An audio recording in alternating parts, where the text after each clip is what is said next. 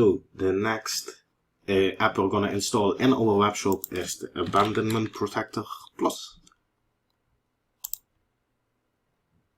This is an app that costs $8. It will actually pay for itself since it's going to generate revenue from people that left your web shop and they left their cart, so they're going to be triggered and they're going to be reminded to check out.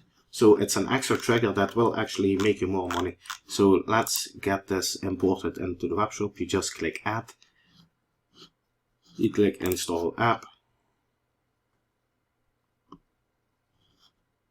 you approve the charge, because this will make your money back. You can just instantly cancel it if you don't need it anymore, but this will make you money, believe me.